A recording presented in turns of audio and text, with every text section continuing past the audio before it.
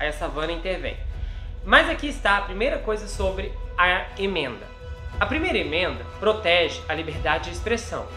Eles não protegem mentiras que equivalem à difamação. E esse era o problema do caso.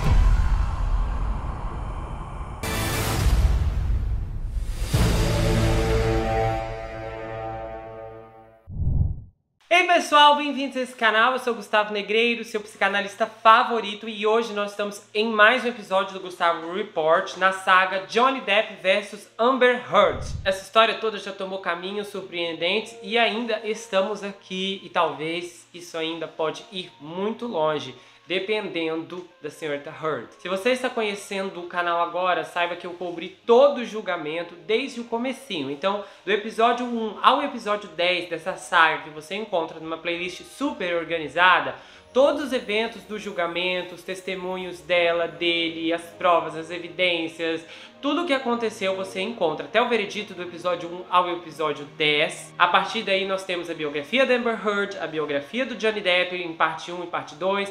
Temos a entrevista da advogada da Amber, a Elaine, a entrevista dos advogados do Johnny Depp e hoje chegamos na entrevista da Amber para NBC. Para quem já conhece meu trabalho, eu vou trazer aqui a entrevista completa. Então, a transcrição inteirinha eu fiz de tudo que foi falado, de tudo que a Amber disse, de tudo que a entrevistadora Savannah perguntou. No final eu vou estar dando minha análise e dizendo o que eu acho, os pontos interessantes do que foi perguntado e do que foi respondido, ok?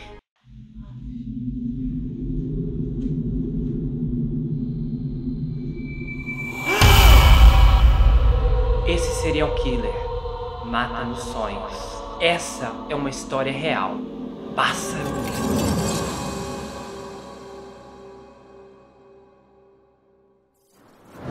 E antes disso, eu já quero te avisar, dia 8 de julho estreia uma nova série bombástica, uma minissérie aqui no 24 Horas na Mira. A liberdade de um homem se esconde na escuridão de outro homem que está preso nas trevas. É uma estreia sem precedentes de uma história absurdamente real. Pássaro Negro, se prepara. Essa é uma das maiores histórias que eu já trouxe aqui pro canal, ok? Já tem mais detalhes e você vai ver um trailer depois. E eu quero agradecer neste momento as pessoas que têm contribuído com o Valeu Demais, o mecanismo incrível que foi disponibilizado aqui pelo YouTube ou também pelo Pix.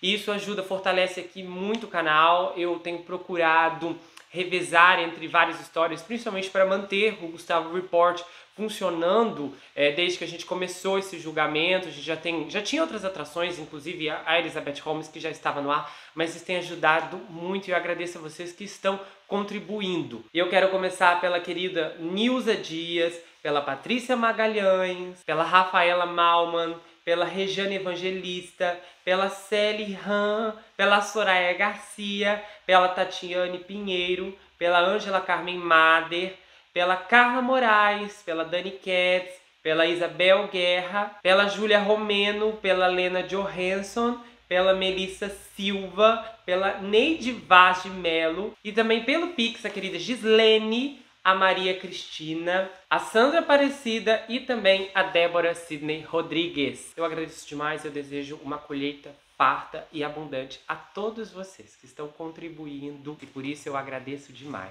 E é claro, para você que está chegando aqui no canal, saiba que nós temos várias atrações por aqui, a série Na Mira de Casos Criminais. Essa série já está na segunda temporada, são casos procedurais criminais. Os detalhes são muito bons, eu trago as histórias de uma forma muito bem detalhada e há muita emoção nessas histórias. Pessoas que muitas vezes os lados não são cobertos corretamente, então eu procuro trazer todas as vozes e você precisa conhecer essas histórias. Principalmente um dos casos mais legais dessa temporada, que é Quando um Estranho Chama, a terrível história da babá e do homem no andar de cima. Você precisa conferir esse caso. Ele tem tanta reviravolta que assim, chocante, absurda. E inclusive também outras minisséries que temos aqui, como Elizabeth Holmes, O Golpe no Vale do Silício, Ana Delvey, A História da Falsa Herdeira. Essas minisséries, a da Ana já está completa, a da Elizabeth Holmes já tem mais de 10 episódios. A minissérie do 24 Horas na Mira, Sob a Bandeira do Céu e A Escada. Você precisa assistir A Escada. Essa história tem tantas reviravoltas judiciais que vocês vão ficar de boca aberta. E é claro que eu quero te fazer um desafio sobre a minissérie As Mulheres do Presidente. Se Se você acha que ouviu falar, que sabe de tudo, do escândalo envolvendo Bill Clinton e Monica Lewinsky de 1998, você precisa parar agora e conferir aquela minissérie. Tem muitas mulheres ali, tem muitas pessoas importantes, pessoas que foram desvalorizadas, desprezadas e verdadeiras vítimas. Mulheres reais, que viveram coisas reais e que sofreram na mão de muitos eventos que aconteceram naquela época. Você precisa conferir. Essa história é uma das histórias mais angustiantes e de maior número de reviravoltas aqui desse canal. Eu te desafio, se você assistiu o primeiro capítulo, você não vai conseguir parar até chegar ao mais recente. Você consegue encontrar tudo isso que eu falei agora nas playlists, já tá aparecendo aqui. Se você quiser, você pode ir direto na aba playlists, ou então na página principal, onde as minisséries estão divididas ali em seções, e também aqui no primeiro comentário está o link de todas as atrações que eu falei aqui, tudo dividido em playlists. Você encontra também as biografias aqui na própria saga, então você não vai se perder. E não se esqueça, dia 8, Pássaro Negro, uma nova minissérie do 24 Horas na Mira, vai ser uma das estreias mais chocantes de todos os tempos aqui desse canal. Se prepare. Então vamos lá. A NBC, na semana passada, começou a liberar os clipes, alguns clipes da entrevista que a Savannah havia realizado com a Amber Heard. Aí eles liberaram no YouTube, também transmitiram no programa Today. Porém, a entrevista completa só seria exibida no Dateline da NBC na sexta-feira. Então eu aguardei esperar a entrevista completa do que pegar esses bocados que estavam sendo soltos por aí, porque não ia valer, até porque ia ser uma confusão, a gente não sabia da ordem da edição. Inclusive vai ter isso daqui da edição, deu uma polêmica, eu vou explicar pra vocês no final. Mas aí eles liberaram do Dateline, eles não soltaram a entrevista completa no YouTube. Eu soube que teve pessoas que até que tentaram postar, mas a emissora derrubou. Porém, graças a Deus, eu consegui o material completo e eu transcrevi tudo e vou contar pra vocês como aconteceu os eventos. A entrevista foi secretamente filmada poucos dias após o término do julgamento em Nova York, entre o dia 7 e 9 de junho, sob o que a equipe da NBC chamou de segurança rígida. Não foi filmado nos próprios estúdios da NBC, no 30 Rockefeller Plaza, mas foi gravado no hotel. E aí eles seguraram isso, tanto que não vazou na mídia apenas no dia quando a própria emissora começou a divulgar que eles haviam feito uma entrevista com a Amber. E então foi tudo muito rápido. Só que aí na sexta-feira, algumas horas antes da entrevista ir ao ar, a equipe da Amber Heard, em nome dela, lançou um desafio ao Johnny Depp. Pois é, eles emitiram uma nota para o New York Post dizendo que se o Johnny ou a equipe dele tiverem problemas com a entrevista, eles recomendavam que o próprio Johnny deveria se sentar com a Savannah por 1 hora e responder todas as perguntas dela. Aí o post foi atrás da equipe do Johnny Depp e um porta-voz dele respondeu dizendo que era lamentável que enquanto o Johnny estava procurando seguir em frente com sua vida, o réu e a sua equipe estão de volta a repetir e reimaginar, religar questões que já foram decididas pelo tribunal e um veredito que foi unânime a favor do Johnny. E aí no fim eles pontuaram que o Johnny apenas queria seguir em frente com sua vida depois que venceu o caso de difamação. O mais interessante é que se a NBC achou que essa entrevista iria bater recordes de audiência, eles deram com a cara na parede, pois exatamente é o que você vai ouvir agora.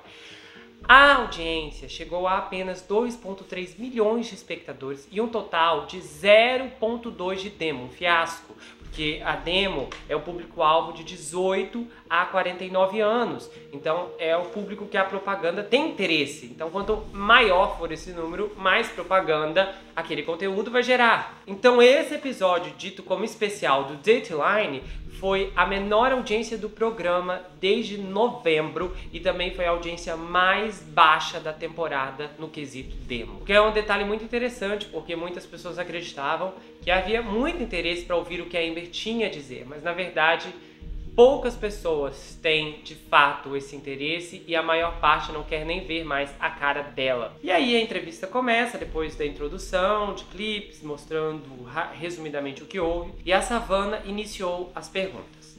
Você está aqui e algumas pessoas podem perguntar por quê. Você é corajosa, você é ousada, você é imprudente, você é vingativa. Por que você quis fazer uma entrevista? Aí ela diz: a única coisa que eu posso te dizer é que eu não sou vingativa. Não há nenhuma parte de mim tão zacional. isso seria uma maneira muito ruim de se vingar. E aí a Savannah rebate: o que você espera conseguir aqui?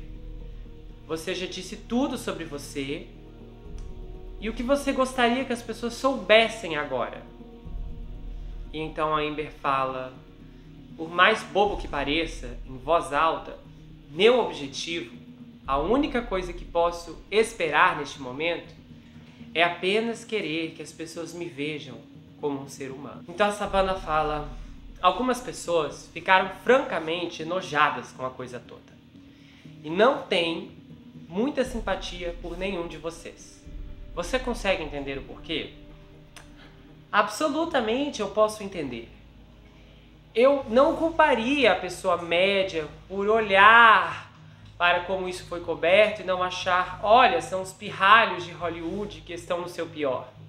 Mas o que as pessoas não entendem é que, na verdade, é muito maior do que isso.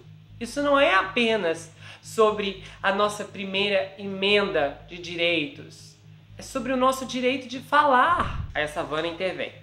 Mas aqui está a primeira coisa sobre a emenda. A primeira emenda protege a liberdade de expressão.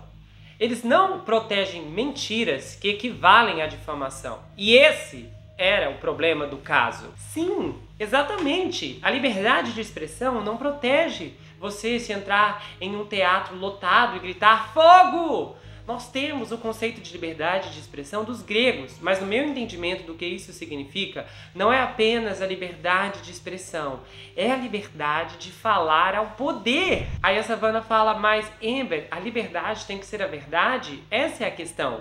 Então ela diz: isso é tudo que eu falei. Então a Savannah diz: você disse muitas vezes que só queria continuar com sua vida, e quando você escreveu o artigo, o editorial levantou tudo isso novamente. Por que você fez isso se apenas queria continuar a sua vida e deixar isso para trás? Então ela responde: o meu editorial não era sobre o meu relacionamento com o Johnny. Aí a Savannah: mas fazia uma alusão a ele, era inconfundível. Aí a Amber fala: você sabe sobre o que era o editorial. Você sabe que eu emprestei minha voz para uma conversa cultural maior do que estávamos tendo na época, sobre reformas legislativas renovando a violência contra as mulheres. Aí a Savannah alude a seguinte questão: você se preocupou? Meu Deus, eu adoraria ser uma pessoa passando sobre essas questões culturais, mas isso vai agitar tudo de novo. E aí a Amber diz: essa é uma ótima pergunta. E eu gostaria que fosse considerada mais seriamente porque é importante. Aí volta para Savannah. Quando você escreveu esse artigo de opinião, estava no auge da época Me Too. Legiões de homens poderosos estavam sendo cancelados, perdendo seus trabalhos. Você queria que isso acontecesse com o Johnny Depp? Aí ela diz: não, é claro que não. O artigo não era sobre ele. Então a Savannah fala: não preciso relembrá-la que você foi considerada culpada por difamação contra o Johnny Depp. Ter sido considerada culpada te deixa nervosa? Como estamos aqui hoje, o que você pode dizer agora? Claro, eu assumi como certo o que tomei como meu direito de falar, não apenas sobre o que eu vivi, mas o que eu sabia. Você sente que poderia ser processado novamente por ele, por difamação? E ela fala: eu sou apavorada, um processo de difamação pode tirar sua voz. Aí há um intervalo, quando o programa volta, a Savannah já migra para outro assunto. O que você via pela janela daquele carro? Todos os dias eu passava por quarteirões cheios de pessoas segurando cartazes, dizendo coisas que eu não posso repetir na televisão. E eles tinham que estabelecer barricadas para me proteger, para que eu pudesse entrar por uma entrada segura do tribunal. E foi assim que eu entrei todos os dias. Eu não queria que isso fosse um julgamento, eu não queria fazer parte do registro público, mas quando alguém te processa, você não tem escolha. Aí a Savannah fala: eles disseram que você era agressora, que você instigava a violência física. Eu nunca tive que instigá-la, eu apenas respondia isso. Quando você está convivendo com a violência, isso se torna normal. Como eu testemunhei, você tem que se adaptar, você adota estratégias para lidar com isso. E se isso significasse um nariz quebrado, uma bochecha dolorida, eu aceitaria. Aí a Savannah diz, e as testemunhas que disseram ter visto você instigando a violência física? Todos eles mentiram no tribunal? Olha, Savannah, a menos que você esteja interessada, que eu sente aqui, que eu fique debatendo essas questões com você, eu não estou aqui para fazer isso. Eu estou aqui apenas para falar o que eu senti dentro de mim e sobre a pessoa que estava sentada lá. Eu sei que foram feitas muitas gravações, mas o que eu disse no tribunal é que essas gravações não eram evidências do que estava acontecendo.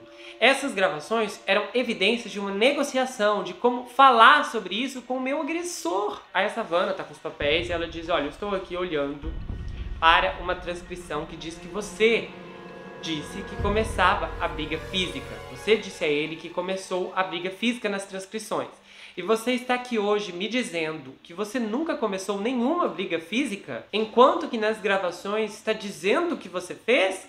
Aí ela fala, é como eu testemunhei no tribunal, quando a sua vida está em risco, você não só assume a culpa por isso, mas também pelas coisas que você não deve se culpar. É uma dinâmica abusiva psicologicamente e emocionalmente e fisicamente.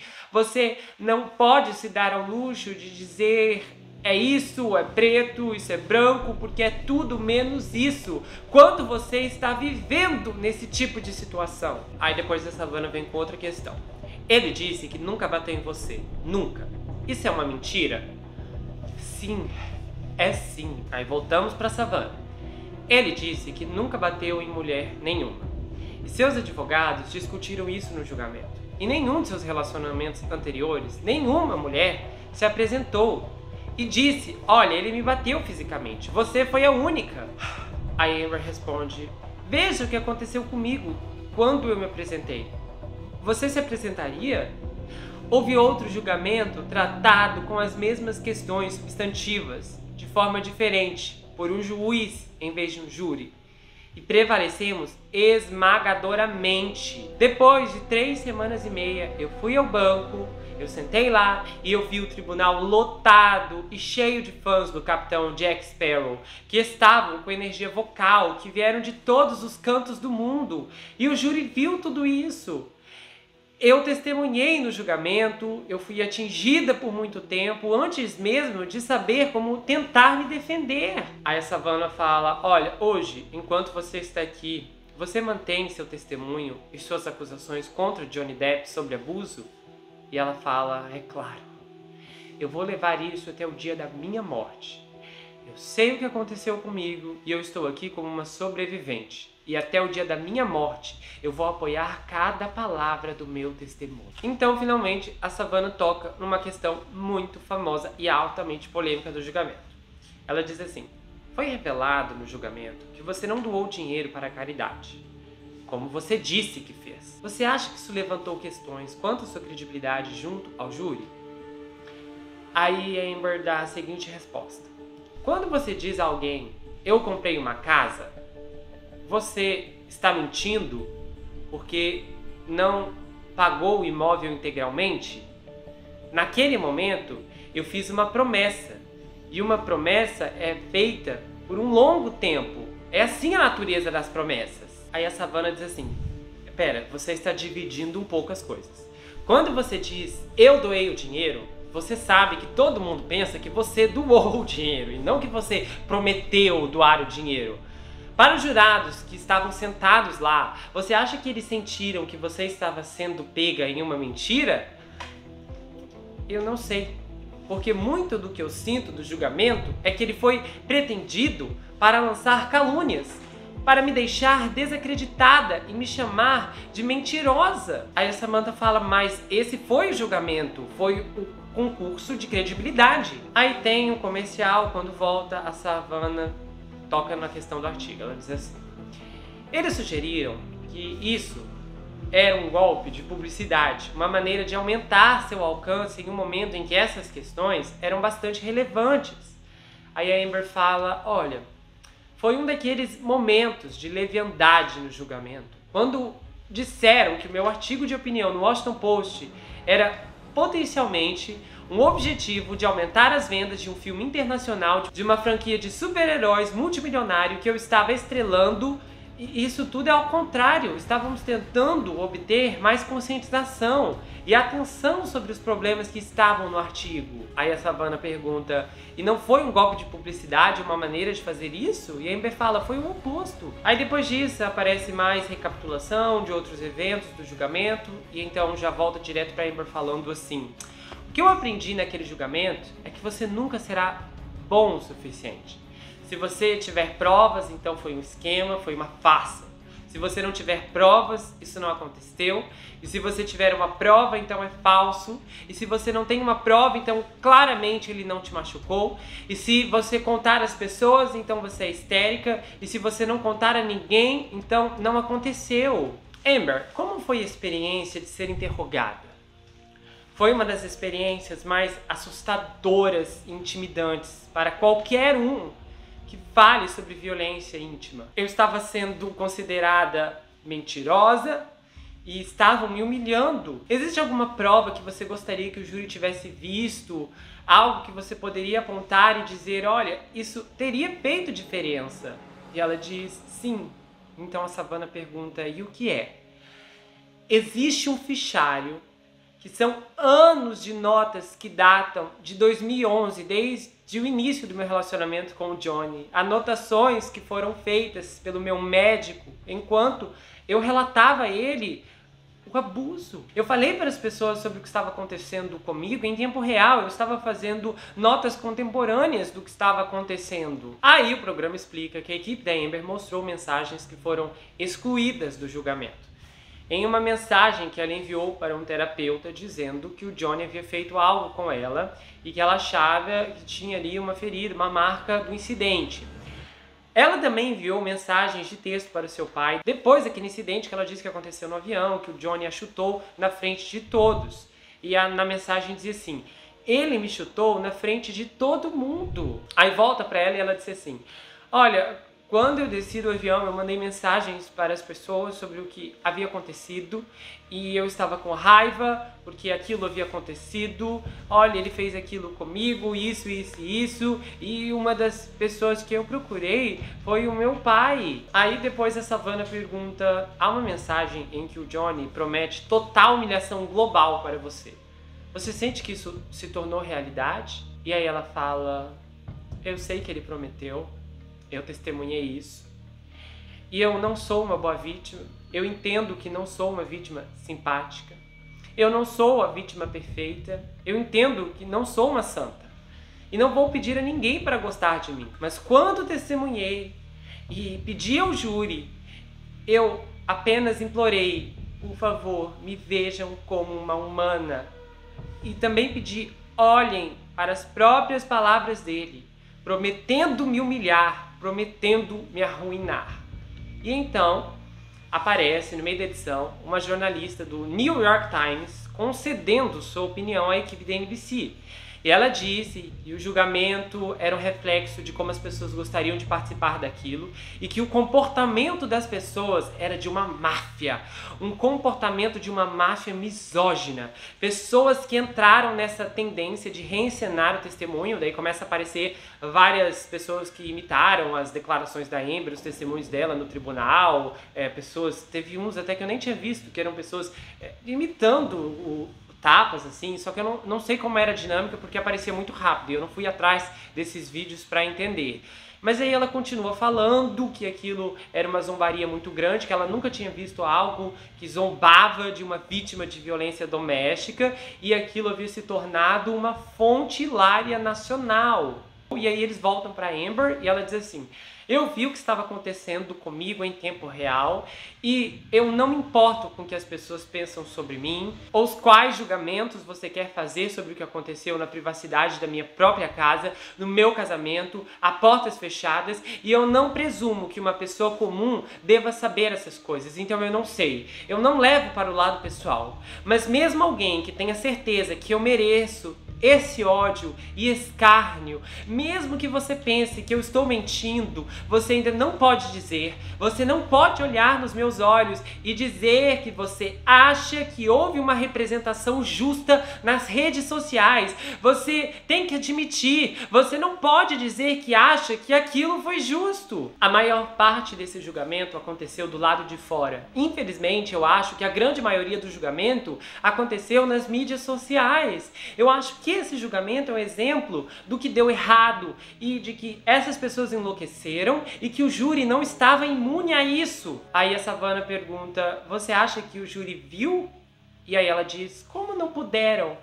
Eu acho que mesmo o jurado mais bem intencionado teria sido impossível de evitar essa exposição. Aí depois disso tem mais um intervalo comercial, sabe como que é? Propaganda. E aí volta e a Savannah fala assim, o advogado do Johnny disse que seu testemunho foi o desempenho de uma vida. Ele disse que você estava atuando. O que você diz sobre isso? Aí ela fala o seguinte, para o homem que convenceu o mundo que ele tinha tesouras no lugar de dedos, eu sou artista? Durante semanas eu ouvi testemunhas insinuando ou dizendo diretamente que eu sou uma péssima atriz. Então eu estou um pouco confusa. Como eu poderia ser ambos? Aí a Savannah faz uma pergunta interessante. No dia do veredito, você entrou no tribunal se sentindo confiante? Aí a Amber diz, essa é uma ótima pergunta. E eu gostaria de dizer sim, mas não seria verdade. Então a Savannah fala, olha, não há outra maneira de dizer isso, mas o júri olhou para as evidências que você apresentou. Eles ouviram o seu testemunho e não acreditaram em você. Eles pensaram que você estava mentindo. Aí a Amber fala, como eu poderia colocar dessa maneira? Como eles poderiam fazer um julgamento? Como eles não poderiam chegar a essa conclusão? Eles estavam sentados, ouvindo por mais de 3 semanas de testemunhos incansáveis e ininterruptos de funcionários pagos. E no final, testes aleatórios. Aí Savannah fala, então você não culpa o júri? E ela diz, eu não os culpo. Eu não culpo o júri.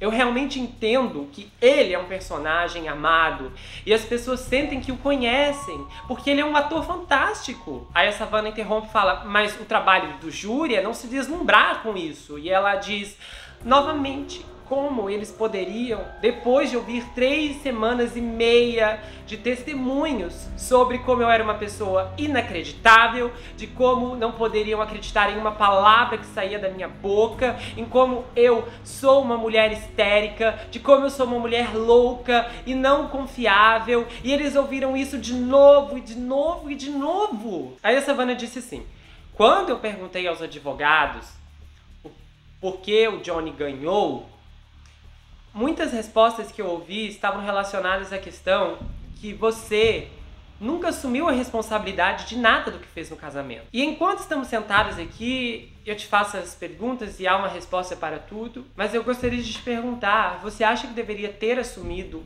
o seu próprio mau comportamento que foi revelado no tribunal? E aí ela diz, na verdade eu estou feliz que você me perguntou isso. Porque você sabe, há uma resposta para essas coisas que você falou. E eu disse isso no tribunal. Você ouve minha voz nessas gravações e não é a voz que está aqui agora. Eu fiz e disse coisas horríveis e lamentáveis ao longo do meu relacionamento. Eu me comportei de uma maneira horrível, quase irreconhecível para mim mesma. E há muito do que eu me arrependo. E aí a Savannah fala, peraí, mas no primeiro dia do julgamento você emitiu uma declaração e parte dela dizia, ainda tenho amor pelo Johnny. Isso é verdade? E ela diz, sim, é verdade. Depois de tudo, e ela fala, absolutamente, eu amo. Eu amava com todo o meu coração e eu tentei de tudo para fazer um relacionamento quebrado funcionar e não consegui. Aí aparece a voz da Savannah dizendo que a Amber falou a ela que pretendia apelar e que estava preocupada que seu caso era uma grande derrota para todas as mulheres do mundo. E ela diz assim, olha, Savannah, aí volta pra Amber, né? Ela falando assim pra Savannah. Se eu puder olhar nos seus olhos e isso ajudar alguém, talvez isso equilibre um pouco a questão. E aí a Savannah pergunta, o que você vê para o seu futuro? Você pretende atuar? E ela fala, eu sou mãe em tempo integral. Eu vou ser mãe em tempo integral. Aí a Savannah fala, um dia você pode querer contar à sua filha sobre isso, sobre tudo que você passou. O que você diria a ela? Sobre o que aconteceu aqui e o que significa essa experiência. Aí ela fala, eu acho que não importa o que essa experiência significa. Eu fiz a coisa certa. Eu fiz tudo o que pude para me defender. E a verdade é que eu estou ansiosa para viver minha vida e eu tenho uma vida longa na minha frente. E eu vou continuar a passar por isso com meu queixo erguido. Aí acaba a entrevista. Bom, há uma polêmica aqui. Em um dos clipes que a NBC liberou e que eu acredito que foram exibidas no Today ao longo da semana, antes de chegarmos na sexta-feira, havia uma parte que quando foi questionado sobre a Amber dizendo nos áudios que ela havia agredido o Johnny, vocês viram aqui a resposta que eu tinha dado, que foi o que ela disse. Porém, houve uma questão de edição. A emissora, por algum motivo, deu uma mexida na resposta da Amber. Porque no trecho que foi exibido, no clipe que foi liberado na emissora e posteriormente no YouTube, ela disse assim, quando você está em uma dinâmica abusiva, você não tem os recursos, digamos, que você ou eu temos. Ou seja, sem querer, ela disse que quando uma pessoa está numa violência doméstica, ela não tem os recursos que a Savannah, que tem dinheiro, e que ela que tem dinheiro, tem. Bom, primeiro vamos lá. Eu acho que as perguntas que foram feitas foram boas, mas eu acredito que perguntas melhores podiam ter sido estabelecidas. Vamos lá. A NBC não está contra Amber Heard. Eles fizeram o seguinte. Já deu para perceber que ninguém tinha um interesse verdadeiro em ver a Amber, porque senão a audiência tinha sido muito maior. Entrevistas anteriores, por exemplo, da ex-princesa Meghan, daquele ex-príncipe da Inglaterra, deram horrores de audiência nessa mesma emissora, na NBC, porque eles contrataram a Oprah para fazer uma entrevista especial. Houveram outras entrevistas que deram muita audiência com pessoas que se rebelaram. Quando a Amber, o resultado foi oposto, foi um desastre, foi uma catástrofe. Acontece o seguinte, eles sabiam que o público em si está contra a Amber, inegavelmente, porque as provas são muito claras. Então eles formularam perguntas mais sérias, que são basicamente o que é interessante de ouvir a Amber respondendo, como, por exemplo, na mídia ninguém estava comentando o fato de que ela mentiu descaradamente. Então, assim, até essa parte é muito interessante, porque se a gente começar uma refutação, que é o que eu vou fazer agora, do que ela disse, se eu disser assim pra vocês, olha pessoal, eu ganhei aqui, uma pessoa decidiu me doar $50 mil e então eu vou doar pro Hospital Infantil de Brasília. O que vocês entendem com isso? Vocês entendem o seguinte, que eu vou doar. Aí eu chego aqui no outro vídeo e eu digo, gente, eu doei os $50 mil que eu recebi pro Hospital Infantil de Brasília. Eu desejo o melhor para aqueles menores, para aquelas pessoas, para aquelas criancinhas que estão sofrendo. O que vocês entendem com isso? Que eu doei o dinheiro. Isso, assim, é absurdo. Ela foi pega na mentira e ela não teve nem a coragem de assumir e falar, realmente eu menti. Aí ela, não, porque você entende. O que uma casa tem a ver com isso? Quando você compra uma casa, você compra uma casa. É completamente diferente, é uma responsabilidade, é um termo. Se você não pagar a sua casa, o banco vem, pega a sua casa e você vai ficar na rua. É isso que acontece. Então ela fez uma mentira que ela achou que ninguém ia descobrir, e se o julgamento não vem à tona, incrivelmente o pessoal da União de Liberdades Civis ia continuar junto com ela na mentira, porque eles ficaram revoltados, inclusive, que isso veio à tona, e ela simplesmente não tem a coragem de assumir a responsabilidade. Então isso afasta qualquer termo de simpatia e de empatia que alguém possa desenvolver e que no caso nem precisa desenvolver, porque ela é uma pessoa que mentiu e que ainda está mentindo. É como a gente olhar para uma pessoa que tirou a vida de outra pessoa, um serial killer, e aí você assiste uma entrevista dele, ai, sabe, agora estou tendo dó dele. Não. Então eu acho que essa entrevista foi razoável, eu acho que as perguntas poderiam ter sido melhor formuladas, há muita coisa que podia ter sido questionada ali, e eles questionaram o básico simplesmente porque se a entrevistadora começasse a fazer perguntas adocicadas ou tratasse a Amber como vítima, aí era capaz da audiência ir a zero, porque os 2 milhões de pessoas, as 2 milhões de pessoas que assistiram aquela entrevista ainda tinham algum interesse e paciência. E eu vou falar a verdade, assistir aquela entrevista revira o estômago, porque ela mente, mesmo com tudo sendo exposto. Eu acho que o mais interessante é que a própria Savannah dava pra perceber que em um determinado momento ela já tava assim, tipo, nossa, ai, às vezes é chato estar do lado do mal, porque assim, dava pra ver que a Amber tava mentindo e ela via isso assim, a cara dela ela não conseguia esconder, mesmo estando do lado da Amber, como foi a entrevista que ela fez com a Elaine, como foi a péssima entrevista que ela fez com os advogados do Johnny, ela ainda meio que, eu sentia que ela estava meio que doída por ter que fazer aquelas perguntas levemente duras, mas ela tinha que fazer aquilo em nome para a emissora não terminar de se afundar na opinião pública, porque esse caso ele ajudou a afundar ainda mais a visão que o público tem da mídia. Então, se antes uma grande parte das pessoas já via que essas emissoras não prestavam, agora um número ainda maior percebe isso. Então esse caso conseguiu trazer essa luz. E nesse momento eu vou começar a comentar algumas questões que Amber respondeu naqueles questionamentos. Vamos lá. Ela falou sobre o júri e as mídias sociais. Ai, que os jurados foram expostos porque todo mundo nas redes sociais estavam contra mim. Vamos lá. Ela literalmente pagou um especialista em análise de mídia social. O cara sentou no banco e ele explicou tudo sobre o que estava acontecendo. Ele mostrou que a taxa de adesão da Amber na internet estava baixa, que a taxa de adesão do Johnny estava alta. Gente, o cara contou tudo o que estava acontecendo. Ele compartilhou as hashtags que estavam sendo usadas. Alguém lembra disso? Ele mostrou, olha, são essas hashtags. É isso, é isso, é isso. O cara deu todo um palanque do que estava acontecendo. O júri não precisava ter sido mais exposto do que eles já foram ali dentro, no próprio tribunal, através do especialista da Amber. E teve mais uma coisa que nos bastidores aqui eu comentei, que no último dia do testemunho dela, ela basicamente relatou o que estava acontecendo nas mídias sociais. Porque ela disse, olha, eu estou sendo ridicularizada, as pessoas estão zombando do meu testemunho, até me perguntaram, ó, ela pode fazer isso? Eu falei, pode.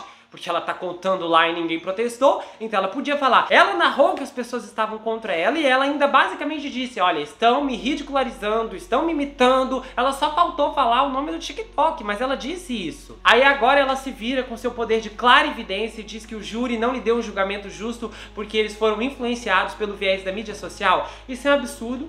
Primeiro porque a maior parte de tudo que estava acontecendo, do fato da Amber estar sendo ridicularizada pelos testemunhos horrorosos que ela estava dando no tribunal, estava rolando no TikTok, tá? No TikTok. Quem não tem conta no TikTok, quem não abre o TikTok, não vê o que estava acontecendo no TikTok. Eu que estava acompanhando esse caso de cima a baixo depois que assumi a cobertura, eu estava vendo o TikTok. Teve um monte de coisa que estava rolando por fora que eu não consegui ver porque eu não tinha tempo. Eu que estava trabalhando no caso, não consegui ver tudo que estava acontecendo. Imagina os jurados que estavam lá dentro do tribunal, manhã, tarde, tá? Até o fim da tarde. Aí vocês acham mesmo que aquele povo, que aquelas pessoas voltaram pra casa e falou, família, abre aí, quero saber tudo. Vocês acham que eles estavam com saco pra ver o que estava acontecendo na internet? Gente, aquelas pessoas estavam cansadas. Eu encontrei relatos de pessoas que estavam no tribunal que disseram que tinha alguns dias que o júri estava visivelmente cansado de tipo, ai meu Deus do céu, isso aqui tá há muito tempo já. Então assim, não faz o menor cabimento. As pessoas provavelmente deviam ir pra casa, tinham responsabilidades, talvez até coisas do trabalho, vai saber, tinham filhos, tinha esposa, tinha família. Eu duvido mesmo que tinha alguém daquele julgamento que chegava em casa, pegava o celular e deixa eu me atualizar aqui porque eu vou influenciar os meus colegas. Não faz sentido, isso não tem cabimento. Tem um caso muito antigo que ainda vou trazer ainda pro canal, que é de uma mãe que ela eliminou a filha. Foi ela, tenho certeza absoluta, e os Estados Unidos inteiro sabe que foi ela. Na época do julgamento, tava todo mundo contra essa mulher, as provas assim eram escancaradas. Ela fez horrores naquele julgamento, ela teve a coragem de fazer o advogado dela insinuar que o pai abusava dela, um horror. Resumindo, ela saiu com o veredito de inocente. A mídia ficou chocada, o povo ficou chocado. e o júri não foi influenciado pela opinião das pessoas. Então, assim, é só quando o resultado é contra o que a mídia quer, bom, foi influência das pessoas. Não foi, tava todo mundo contra aquela mulher. Ela tirou a vida da filha e ela tá aí andando mundo afora, livre, leve e solta, e não aconteceu nada. Então não faz sentido. A experiência do tribunal é uma experiência completamente diferente de quem está do lado de fora. Principalmente porque no tribunal o material ali é muito bruto. Na internet, o material, principalmente o material que eu trouxe aqui no canal, era um material mais líquido, sem... por que o julgamento, 7 horas de depoimento, aí eu conseguia resumir aqui? Porque demorava para as pessoas darem respostas. Por exemplo, a Amber mesmo, ela ia responder assim, alguém fazia uma pergunta para ela.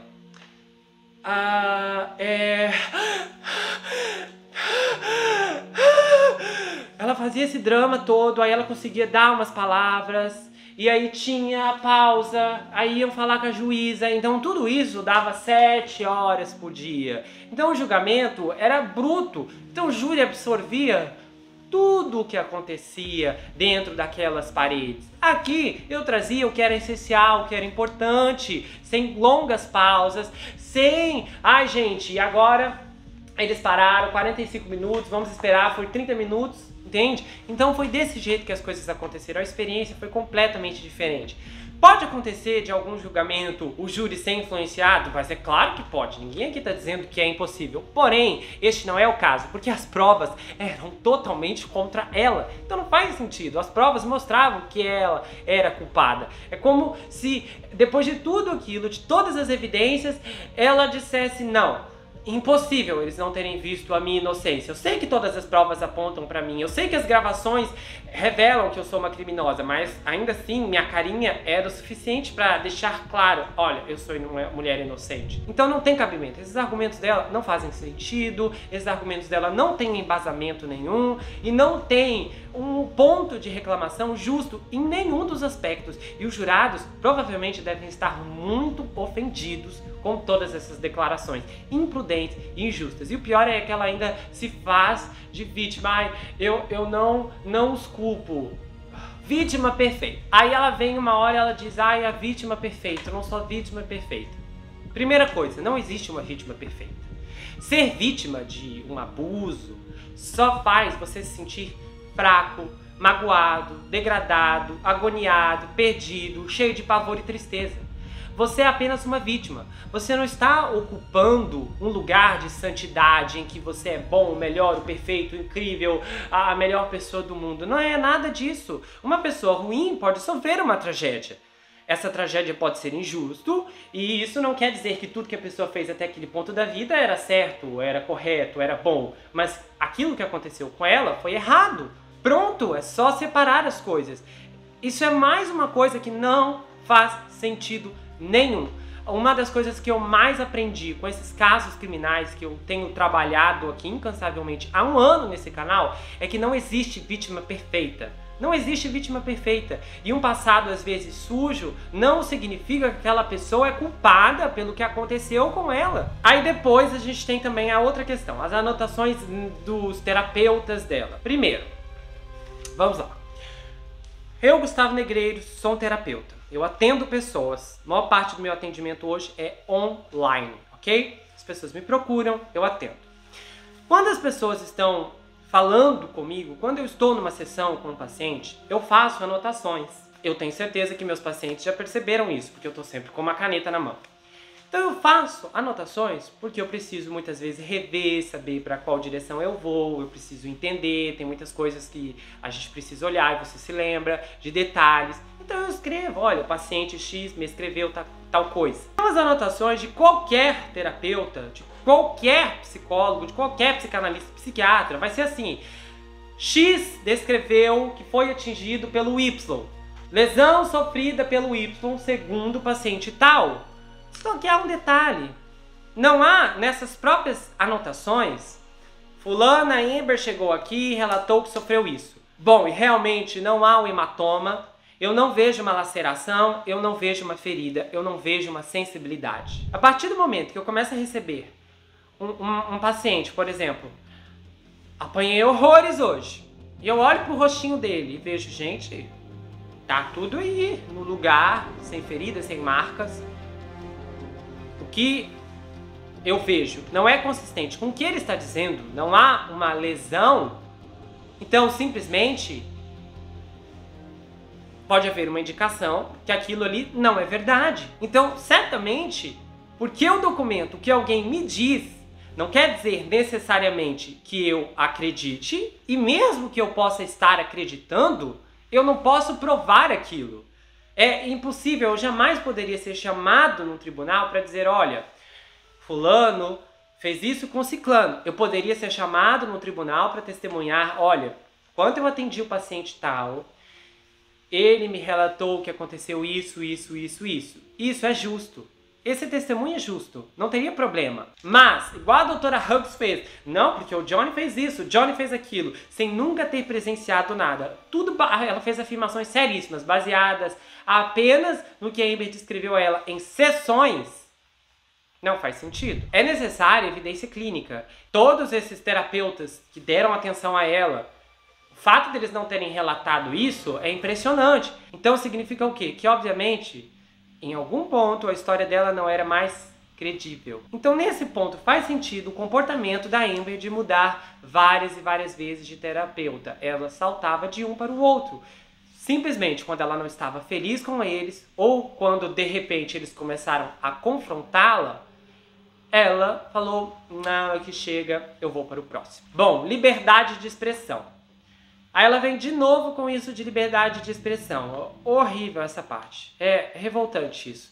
Até porque, assim, eu acho que o pior, o mais hipócrita da parte dela de falar de liberdade de expressão, é que a equipe dela, a mando dela, pediu para a juíza proibir os jurados de emitir qualquer opinião sobre o julgamento, de nunca mais na vida deles declarar qualquer coisa, ou seja, eles, imagina se a juíza concorda com um absurdo desse, os jurados estariam impedidos de declarar, de contar, de escrever um livro, de dar uma entrevista, de falar a experiência deles no tribunal. Então, assim, eu posso ter a liberdade de expressão para acusar alguém, mas o júri não pode ter liberdade de expressão para dar a opinião deles, para falar a experiência deles. Então, é outra bola fora deles. A liberdade de expressão da Amber é bem seletiva.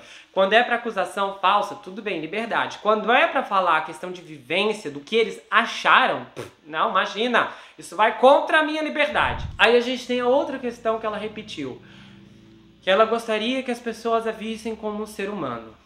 Eu achei tão estranho isso, porque eu não vi ninguém dizendo que ela era uma alienígena. E é curioso, porque ela apela para esse discurso de ser humano, já que o fato dela dizer, olha, eu sou uma mulher, não é mais um álibi para tudo.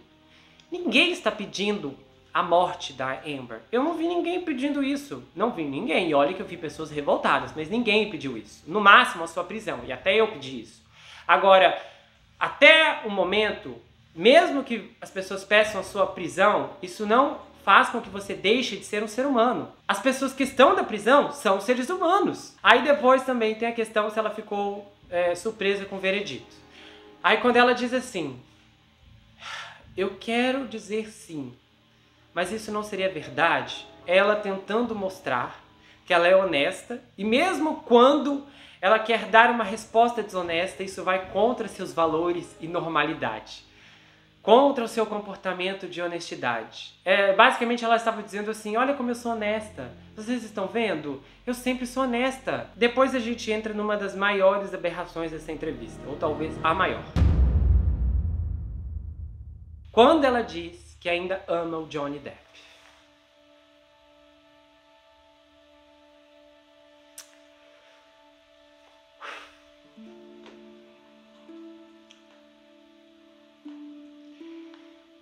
De fato, essa é a reviravolta do ano.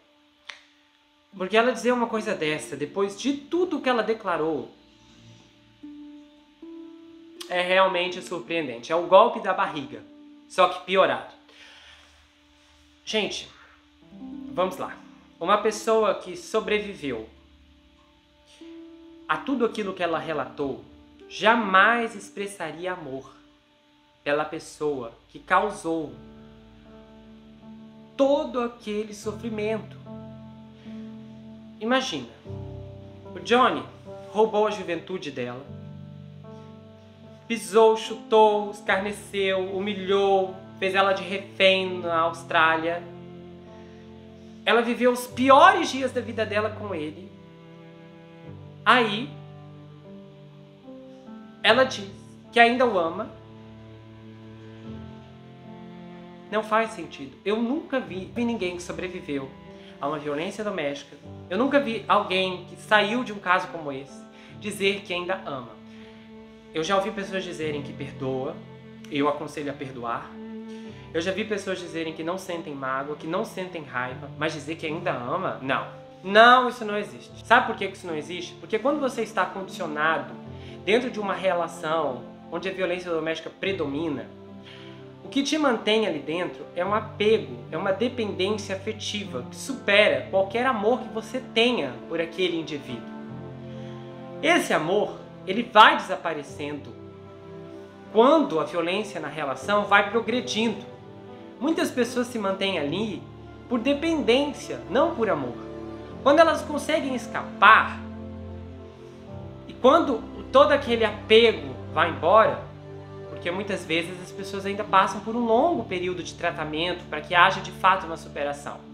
Quando chega neste ponto, ela entende realmente tudo o que aconteceu, elas olham para trás e veem como aquilo foi vivido, como aquilo foi errado e como não tinha amor de nenhum dos dois lados, porque antes de amar o outro você tem que se amar mais ainda.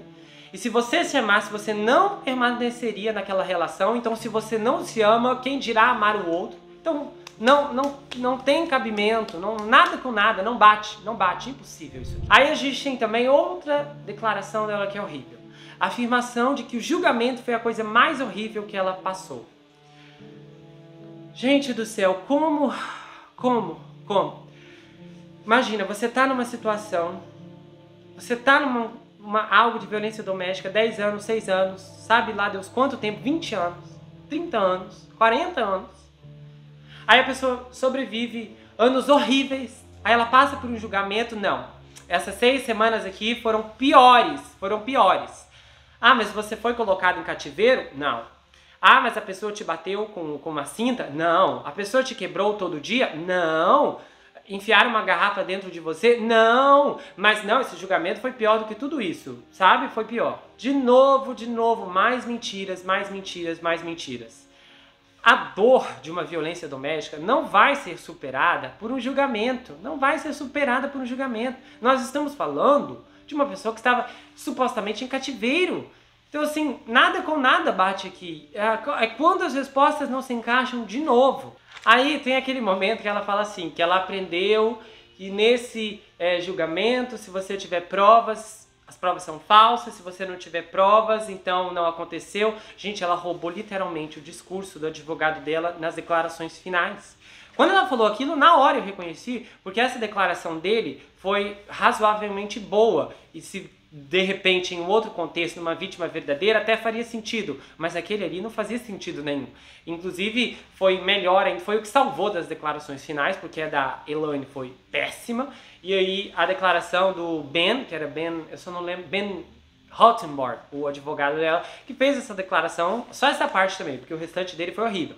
Mas ele fez essa declaração. Aí a Amber vai e recicla completamente o que o advogado dela disse. Ela diz pra Savannah. Inclusive, foram as melhores palavras dela dentro do julgamento. Inclusive, isso leva à questão de o quanto daquelas respostas ela não deve ter treinado antes, ou memorizado, ou capaz até da assessoria dela ter planejado tudo, ter roteirizado. E ela pode ter muito bem memorizado, ela é uma atriz, então memória, ela sabe como fazer isso. Então não é impossível que ela memorizou a maior parte daquelas frases melodramáticas que ela deu durante toda a entrevista. Tem também a questão quando ela fala assim, olha, você tem que admitir que não foi justo as mídias sociais. Não faz sentido isso que ela falou, por quê? Vamos lá. Não se ataca a opinião pública desse jeito. Gente, não se ataca a opinião pública. Sabe, isso assim é tão... Quando eu vi essa questão, quando eu vi como ela respondeu a isso, ou seja, sugerindo mau caratismo das pessoas, A primeira coisa que eu lembrei foi As Mulheres do Presidente. Quem acompanha a série sabe que a quinta personagem de importância são 5 personagens principais: Linda Tripp, Monica Lewinsky, Bill Clinton, Hillary Clinton e Paula Jones. A Paula Jones foi uma vítima completamente desacreditada pela mídia.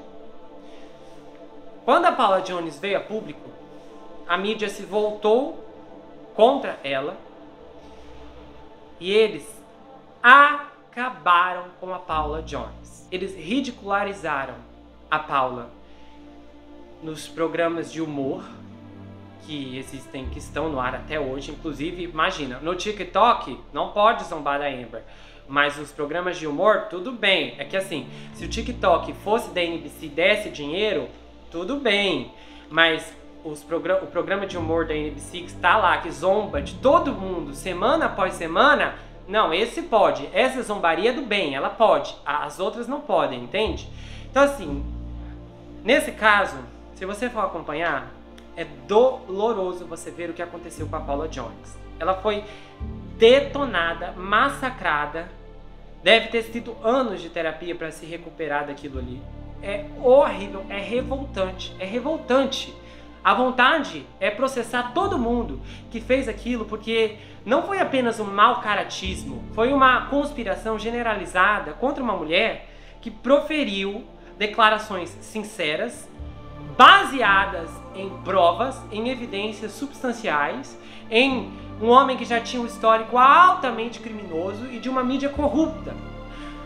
A opinião da mídia influenciou a opinião pública. Eu acho que 60% da opinião pública não acreditava na Paula Jones quando tudo veio à tona. Eu lembro muito bem que em um dos episódios em que eu narrava, tem um episódio das Mulheres do Presidente que foi dedicado a apenas mostrar como a opinião pública e como a mídia tratou a Paula. Eu lembro muito bem que eu falei o quanto a mídia foi suja, o quanto a mídia foi imunda, mas em nenhum momento eu ataquei as pessoas. Por quê? Porque é muito claro que as pessoas têm as suas próprias crenças. Naquele caso, as pessoas foram manipuladas e mesmo assim você não ataca as pessoas, porque você respeita a opinião delas. Você pode criticar e dizer, olha, as pessoas foram manipuladas, as pessoas foram enganadas, mas você não diz, olha, essas pessoas são sujas, olha, essas pessoas têm desvio de caráter. Você não diz uma coisa dessa. Você não ataca a opinião pública, você não ataca as pessoas comuns, porque as pessoas comuns muitas vezes não formulam suas crenças baseadas na malícia. Elas são levadas a acreditar por diversas maneiras e por diversos motivos.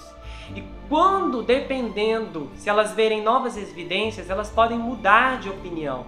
Então é uma questão de apresentar os fatos, de levar a mensagem adiante, que podem sim mudar de opinião, dependendo dos fatos ou de como os fatos são apresentados a eles.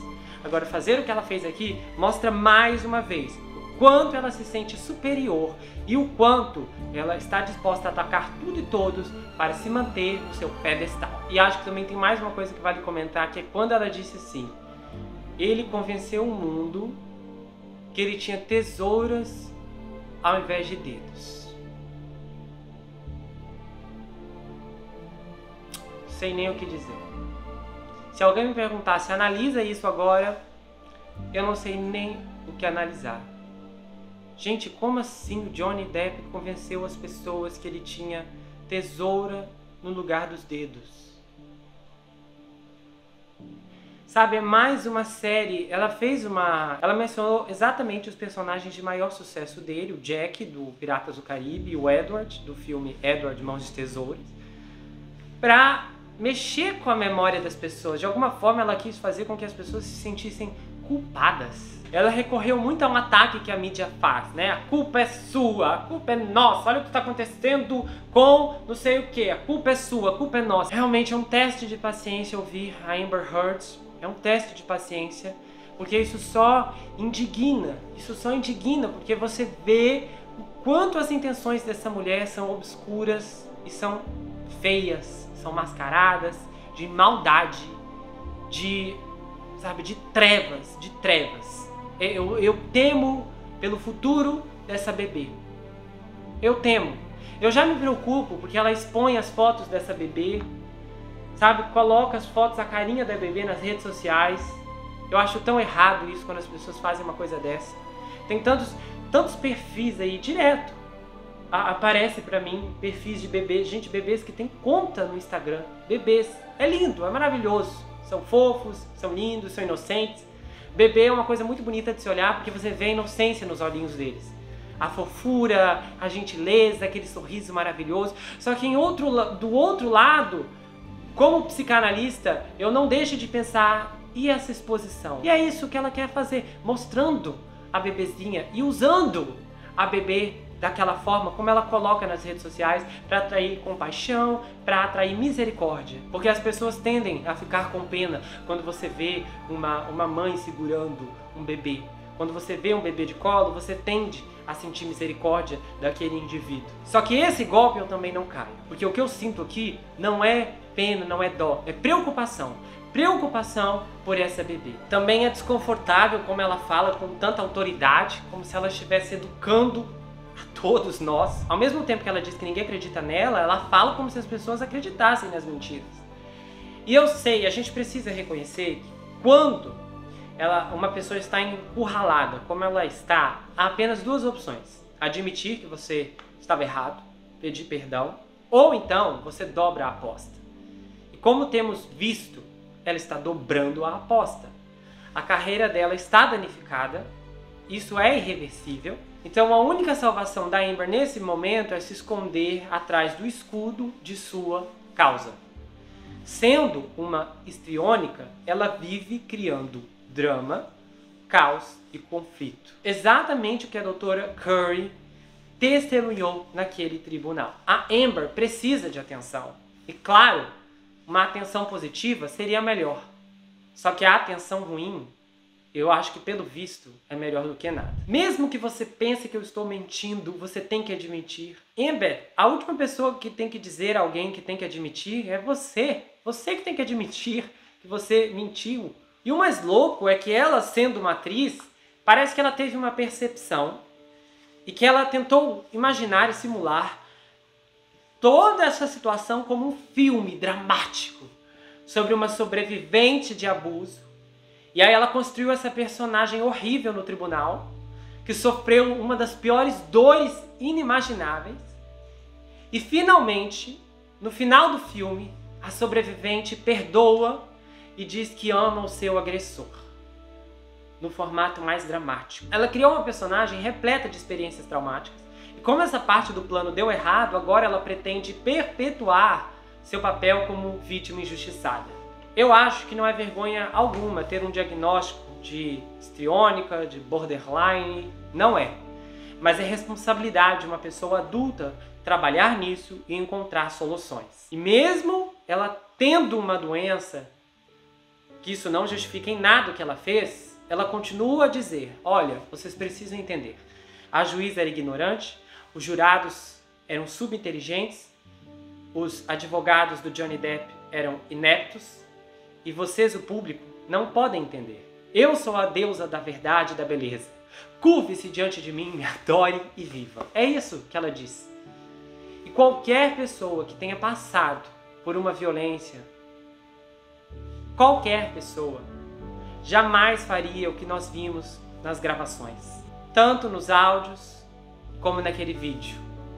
Você não insulta seu agressor, você não grita com seu agressor, você não bate em seu agressor, você não joga as coisas em seu agressor, você não provoca o seu agressor, você não pega a porta e dá na cara dele, você não persegue o seu agressor quando ele sai, você não compra uma arma mortal e dá para seu agressor te amar ainda mais. E depois que você passa por um julgamento que consegue ser pior ainda do que você viveu com seu agressor, você ainda não tem vontade de continuar falando publicamente sobre o que viveu no tribunal, que foi pior do que a experiência anterior. Ela é uma vítima 2.0, totalmente curada, regenerada, sarada, revestida e revencida. Ela é uma fênix, uma força da natureza. Uma vítima que conseguia fazer contato visual com Johnny Depp durante 6 semanas. Ele não conseguiu nem olhar para a cara dela, mas ela Ela tem medo de ser processada, mas aí ela dá uma entrevista acusando o homem de novo. E ela ainda insinua que ele agrediu as outras e que elas não tiveram coragem, porque só ela é a corajosa, para se apresentar. Ela diz que não é vingativa, mas escreveu o artigo. Ou seja, ela não assume nada, absolutamente nada. Ela é incapaz de assumir responsabilidades. Porque toda e qualquer ação, tudo que ela fez, foi sempre no papel de vítima. Nunca errou, só sofreu a vida toda. Francamente, quem quer processar a Amber Heard sou eu. E essa era a última coisa que eu pensei. Mas a vida dá muitas voltas. Porque é indigesto, é indigesto. E mais uma vez, eu não concordo que isso é um revés para nenhuma vítima.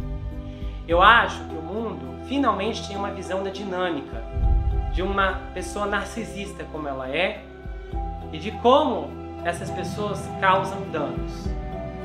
Eu acredito que este é um grande passo para as vítimas que não foram e não são acreditadas por ninguém. Eu espero que você tenha gostado desse vídeo, eu fiz com muito carinho. Eu inicialmente não tinha pensado em trazer a transcrição toda da entrevista, mas depois eu falei, gente, tem que trazer tudo. É bacana até porque quem quiser localizar a entrevista completa vai encontrar aqui no canal. Eu trouxe basicamente tudo que ela disse, tudo que a Savannah falou.